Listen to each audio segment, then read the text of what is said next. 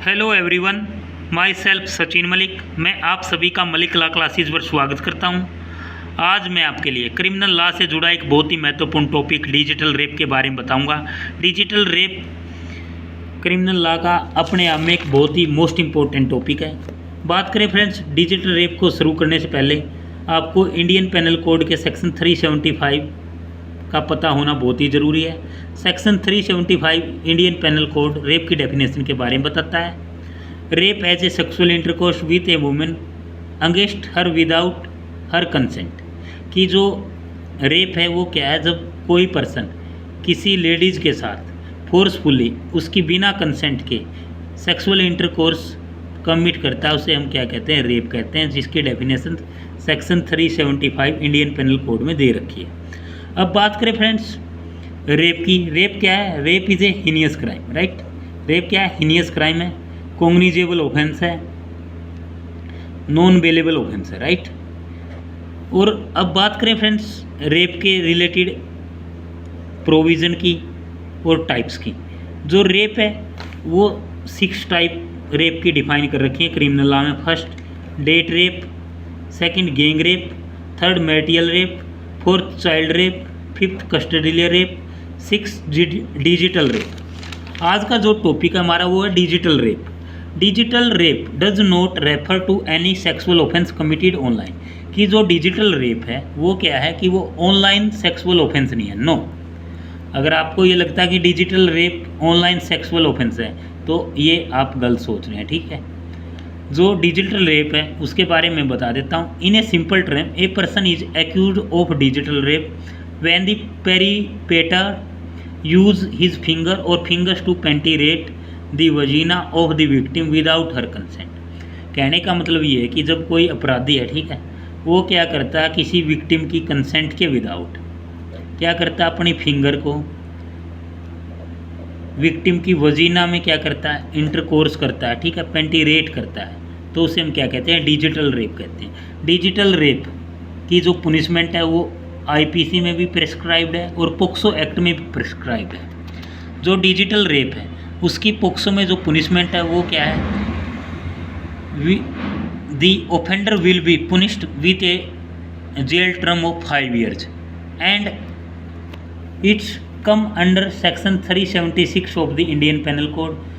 Jail term can be extended for 10 years to life imprisonment. कहने का मतलब ये है कि पोक्सो एक्ट में कम से कम 5 year पुनिशमेंट दे रखी है डिजिटल रेप की, और आईपीसी में 10 year, और 10 year से भी क्या है, एक्सटेंड, वो क्या हो सकती है, लाइफ इम्प्रिजनमेंट, राइट। जो पोक्सो एक्ट है उसमें उसकी डिजिटल रेप की जो पुनिशमेंट है वो 5 year, आईपीसी में 10 year कम से कम, और लाइफ इम्प्रिजनमेंट, राइट। अब बात करें friends rape laws in India कि जो रेप के जो प्रोविज़न से रिलेटेड सेक्शन कौन कौन से हैं इंडियन लॉ में। फर्स्ट सेक्शन 228A, 228A किसका, ये आईपीसी का, ठीक है। इसमें ये डिफाइन कर रखा है कि कोई भी पर्सन है ना, वो डिस्क्लोज नहीं कर सकता किसका, रेप विक्टिम का नाम। अगर वो ऐसा करता है तो पुनिशमेंट है 2 year की इंडियन पेनल कोड के अंदर। अब बात करें फ्रेंड्स सेक्शन 164A सब क्लोज 5, ये किसका, सीआरपीसी का। इसमें प्रोविज़न दे रखा है किसका, medical examination of rape victim, right.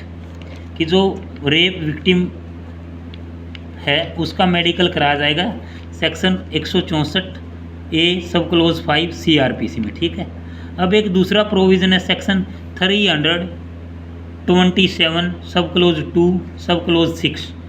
ये बात करता है सीआरपीसी का क्या, कि जो ऑल विक्टिम है ना रेप की, ऑल रेप विक्टिम, उनका जो ट्रायल होगा वो क्या होगा, कैमरा ट्रायल होगा, ठीक है।